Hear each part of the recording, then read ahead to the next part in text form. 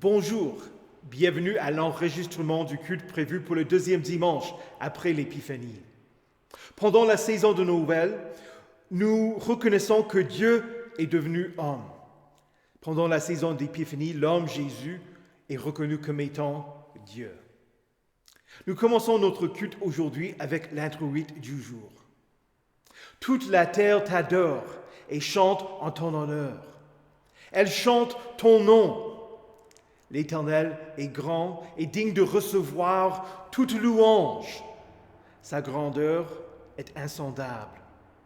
Que chaque génération célèbre tes œuvres et proclame ton extraordinaire façon d'agir.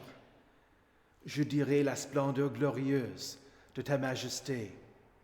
Je chanterai tes merveilles. On parlera de ta puissance redoutable. Et je raconterai ta grandeur. On proclamera le souvenir de ton immense bonté. On célébrera ta justice.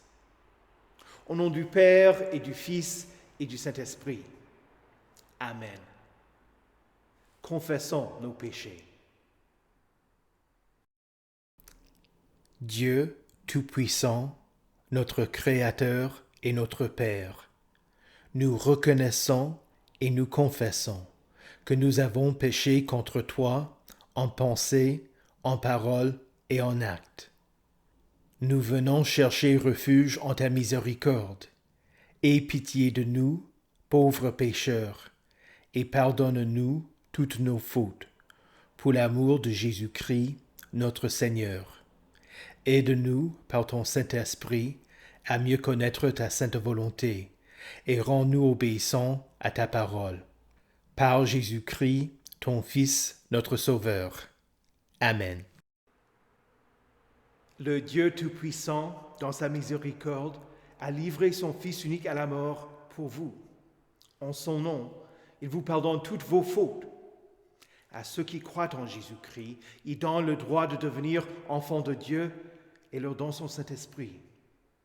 Que le Dieu qui a commencé cette bonne œuvre en vous la poursuivre jusqu'à son terme, jusqu'au jour de notre Seigneur Jésus-Christ. Allez en paix, par la foi en Jésus-Christ, vous êtes pardonnés tous vos péchés. Amen. Prions.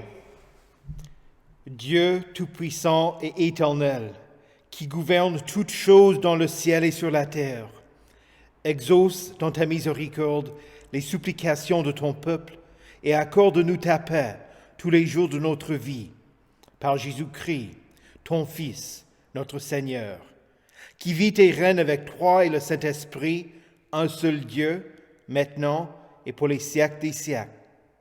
Amen. Écoutez avec respect et recueillement les lectures pour ce deuxième dimanche après l'Épiphanie, tout d'abord dans l'Ancien Testament, dans les livres du prophète Ésaïe au chapitre 62, les versets 1 à 5. À cause de Sion, je ne me tairai pas, à cause de Jérusalem, je ne prendrai pas de repos, jusqu'à ce que sa justice apparaisse comme l'aurore, et son salut comme un flambeau qui s'allume. Alors les nations verront ta justice, et tous les rois ta gloire, et l'on t'appellera d'un nom nouveau, défini par l'Éternel lui-même. Tu seras une couronne splendide dans la main de l'Éternel, un turban royal dans la main de ton Dieu.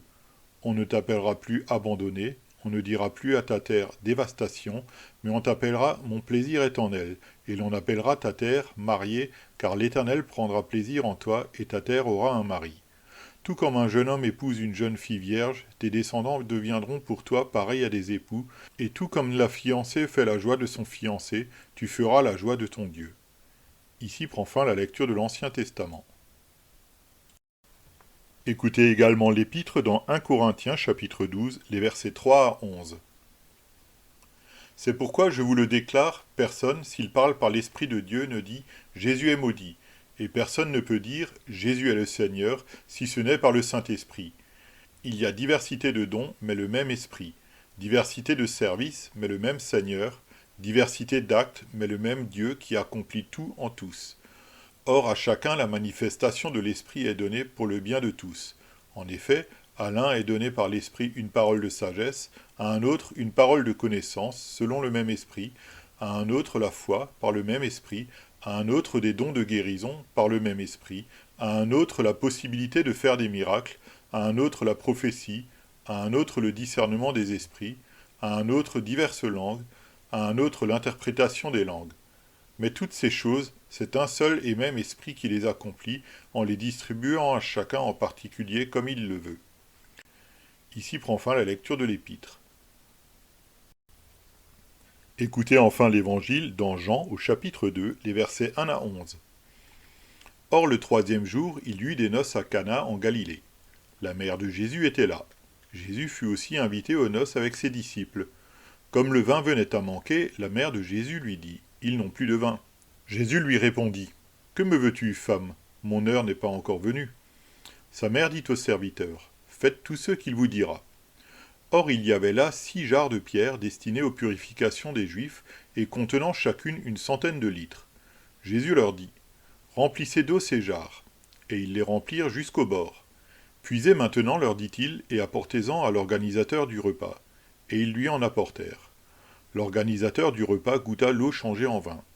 Ne sachant pas d'où venait ce vin, tandis que les serviteurs qui avaient puisé l'eau le savaient bien, il appela le marié et lui dit, « Tout homme sert d'abord le bon vin, puis le moins bon après qu'on s'est enivré. Mais toi, tu as gardé le bon vin jusqu'à présent. » Tel fut à Cana en Galilée le premier des signes miraculeux que fit Jésus. Il manifesta sa gloire et ses disciples crurent en lui. Ici prend fin la lecture de l'Évangile. Heureux ceux qui écoutent la parole de Dieu et qui la gardent. Confessons notre foi. Je crois en Dieu, le Père Tout-Puissant, Créateur du ciel et de la terre. Je crois en Jésus-Christ, son Fils unique, notre Seigneur, qui a été conçu du Saint-Esprit et qui est né de la Vierge Marie. Il a souffert sous Ponce Pilate, il a été crucifié, il est mort, il a été enseveli, il est descendu aux enfers. Le troisième jour, il est ressuscité des morts, il est monté au ciel, il siège à la droite de Dieu, le Père Tout-Puissant, et il viendra de là pour juger les vivants et les morts. Je crois au Saint-Esprit, la Sainte Église universelle, la communion des saints, la rémission des péchés, la résurrection de la chair et la vie éternelle. Amen.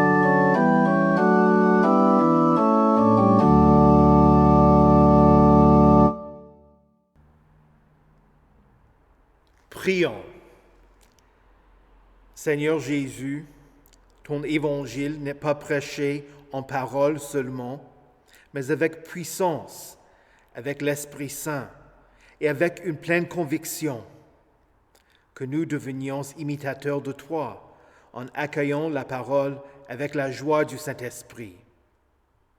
Amen. Saint de Dieu, précieux et bien-aimé, que la grâce et la paix vous soient données, de la part de Dieu, notre Père, et du Seigneur Jésus-Christ. Amen. Le texte pour ce sermon est la lecture de l'Épître. Son sujet est l'œuvre du Saint-Esprit dans la vie du chrétien.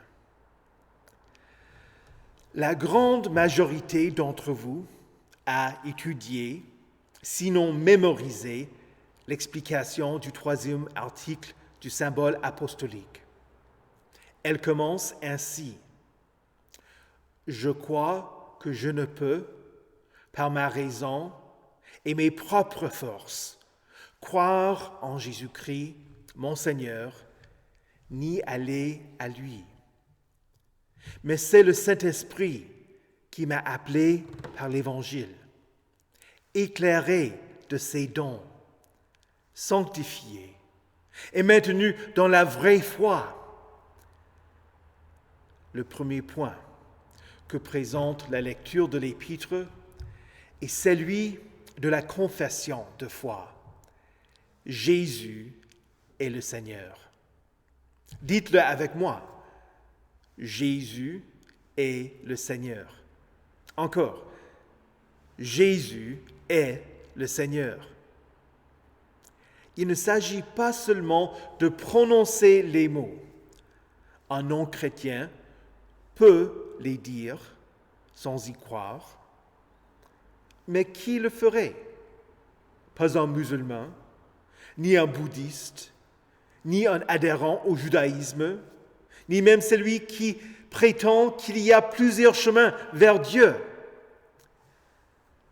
Même les démons croient et tremblent à cause de cette confession.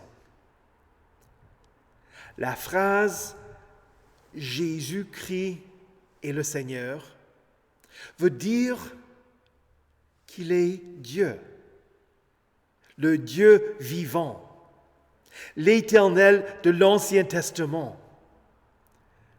Le dire implique que vous mettez votre confiance en lui. Votre détermination à le dire sincèrement ne vient pas de vous, c'est un don, l'œuvre du Saint-Esprit. Que Dieu soit glorifié. Cela dit, il en va de même dans l'autre sens. En principe, vous êtes capable de prononcer la phrase « Jésus est maudit ». Mais quel chrétien régénéré, ayant le Saint-Esprit, voudrait prendre le nom de Dieu en vain? Certes, je n'ai pas toujours respecté le 2e commandement. Et j'ai entendu des phrases profanes et des jurements sortant de la bouche d'autres chrétiens. Mais ces cris ne sont jamais poussés par le Saint-Esprit. Ils viennent de la nature propre, rebelle, pécheresse. Repentez-vous. Vous ne devez jamais maudire Dieu, mais le louer, le bénir et le glorifier. Tout récemment, j'ai entendu un pasteur dire que quand il entend quelqu'un dans la rue maudire Jésus, il réplique « Seigneur Jésus, sois loué ». D'une part, il est fort probable que celui qui vient de maudire Dieu n'a même pas pensé à ce qu'il disait. D'autre part, quand quelqu'un maudit Dieu, cela mérite une réponse. Il faut du courage pour contredire un étranger et confesser Jésus devant les hommes. Le Saint-Esprit fait don de la foi aux chrétiens. Et il conduit le chrétien à confesser sa foi. Votre confession de foi n'est pas limitée à votre maison, ni au temps que vous êtes au culte, mais elle est la confession de Jésus. Elle est la confession de celui qui vous a sauvé pour que vous ne soyez pas maudits. Personne, s'il parle par l'Esprit de Dieu, ne dit « Jésus est maudit ». Et personne ne peut dire « Jésus est le Seigneur » si ce n'est par le Saint-Esprit. Que l'Esprit Saint, au moment où vous êtes mis à l'épreuve, vous donne le courage de dire « Jésus est le Seigneur ». De même, vous ne devez jamais maudire les hommes faits à l'image de Dieu. Pensez-y. Est-ce à vous, une personne ayant été rachetée par la grâce du Seigneur Jésus, de condamner une autre personne éternellement? Ne voulons pas qu'elle bénéficie de la miséricorde de Dieu? Jésus vous appelle à bénir et non pas à maudire. Même ceux qui vous persécutent. Heureusement, quand vous avez commis ce péché, Jésus vous rassure, car il dit « Celui qui dira une parole contre le Fils de l'homme, cela lui sera pardonné. » Oui, vous êtes pardonnés aussi pour les occasions où vous avez maudit d'autres gens ou maudit Dieu. Dieu veut que personne ne soit maudit, si ce n'est Jésus qui a été maudit, devenant malédiction pour vous en étant pendu au bois. Jésus a souffert la punition que méritent vos péchés. Il a été abandonné par son Père. Jésus a été maudit à votre place. Mais il n'est plus maudit. Il ne le sera plus jamais. La deuxième affirmation de l'apôtre Paul dans notre lecture est celle d'autres dons du Saint-Esprit. Le Dieu qui vous donne une foi vivante, qui vous permet de dire « Jésus est le Seigneur », réalise ses œuvres à travers vous, le peuple de Dieu, pour le bien-être d'autres gens. Paul écrit « Il y a une diversité de dons, mais le même esprit. Diversité de services, mais le même Seigneur. Diversité d'actes, mais le même Dieu qui accomplit tout en tous. » À une certaine époque, il était d'usage de poser des questions pour évaluer vos dons spirituels. En vérité, c'était un questionnaire qui avait pour objectif de détecter et faire découvrir aux gens leurs propres intérêts, pour les encourager à s'engager dans la vie de leur paroisse. Ce n'est pas une mauvaise chose en soi. Quelqu'un aime enseigner, qu'il devienne moniteur de l'école de dimanche. Quelqu'un aime l'administration, qu'il serve comme membre du conseil presbytéral. Quelqu'un aime chanter, qu'il organise une chorale. Quelqu'un veut-il que les gens se convertissent? Il est évident qu'il doit s'engager dans l'évangélisation Mais avoir un intérêt ne veut pas dire qu'on est nécessairement compétent. Et encore, n'ayant pas le désir ne veut pas dire qu'on ne peut pas apprendre et devenir capable pour rendre service aux autres. Considérez l'exemple de Thomas Becket au XIIe siècle. Quand Henri II fut couronné roi d'Angleterre, Thomas Becket était un ami, son chancelier qui assurait la trésorerie du pays. Henri était ravi quand Thomas fut élu archevêque de Canterbury, pensant que Becket allait privilégier l'État à cause de son amitié avec lui. Jusqu'à sa nomination, Thomas Becket n'avait pas été un homme religieux.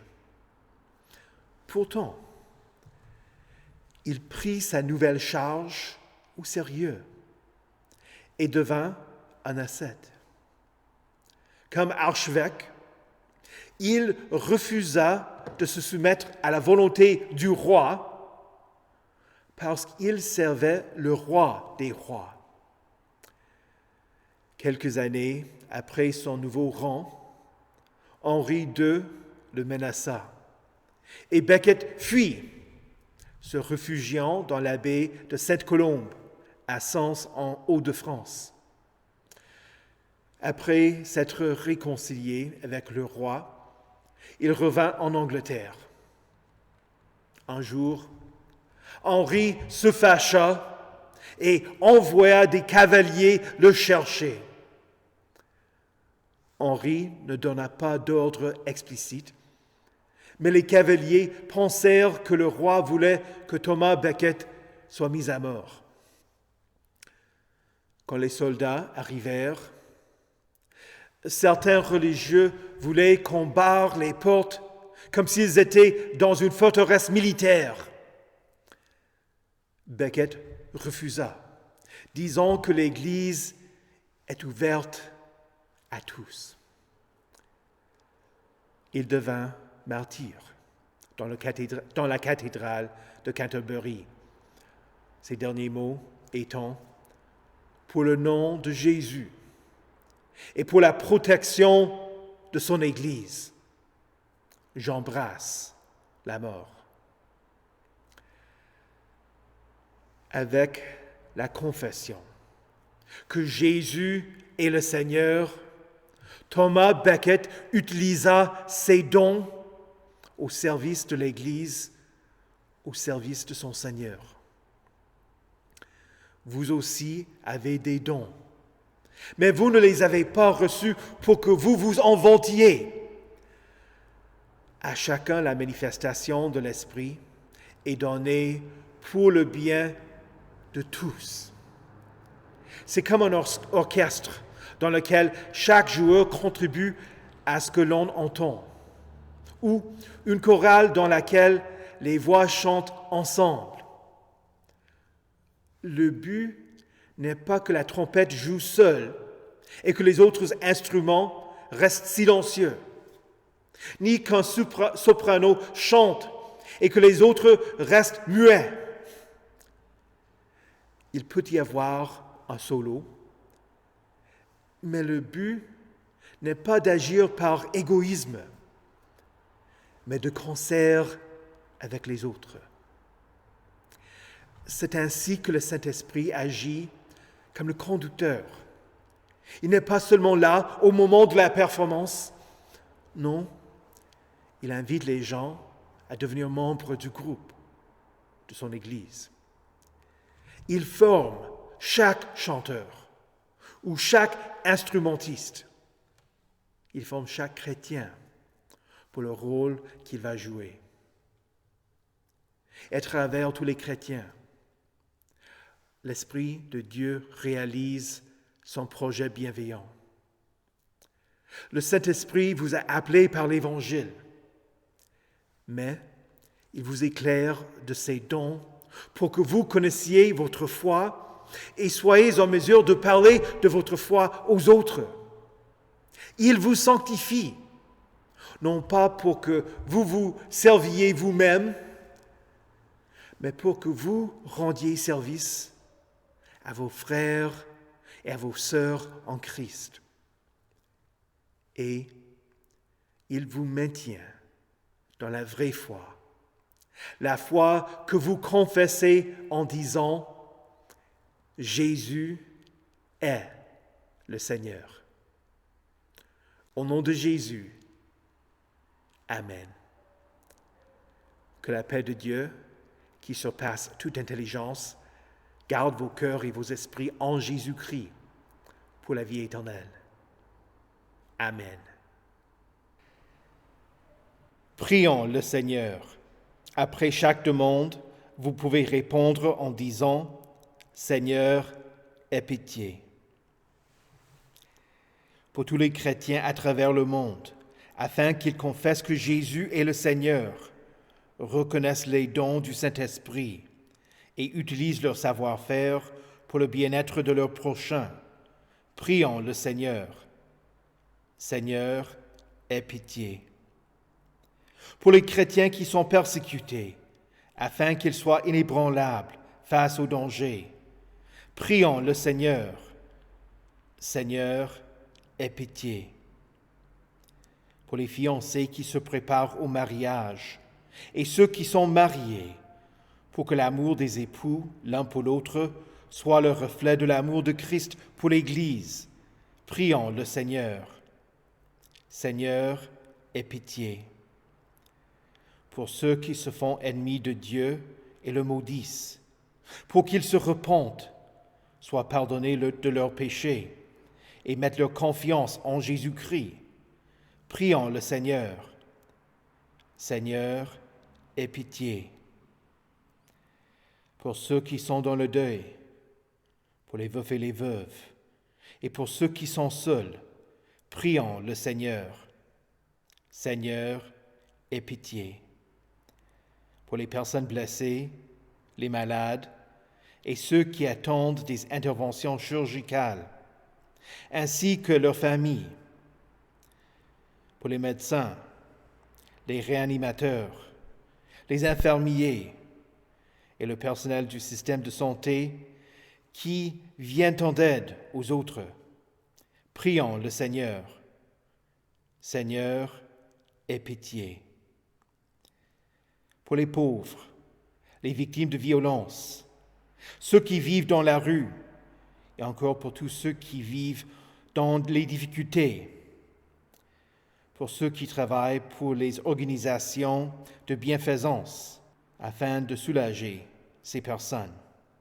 Prions le Seigneur. Seigneur, aie pitié. Pour les travailleurs qui créent des biens de production et pour les commerçants, afin qu'ils agissent avec honnêteté et servent le bien-être commun. Prions le Seigneur.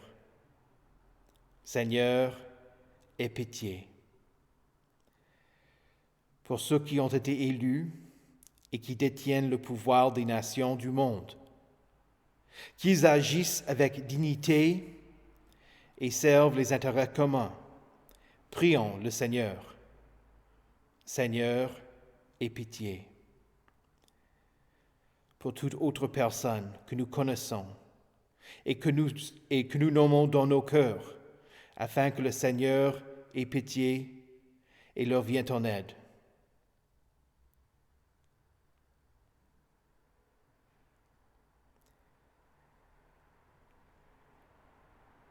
Prions le Seigneur. Seigneur, aie pitié.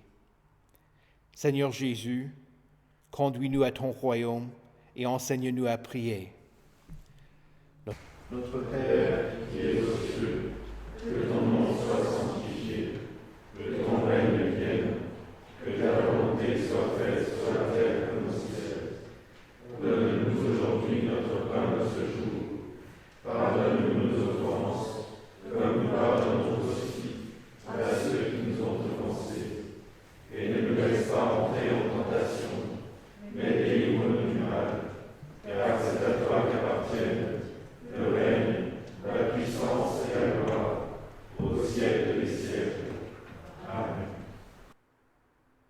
Recevez la bénédiction de l'Éternel.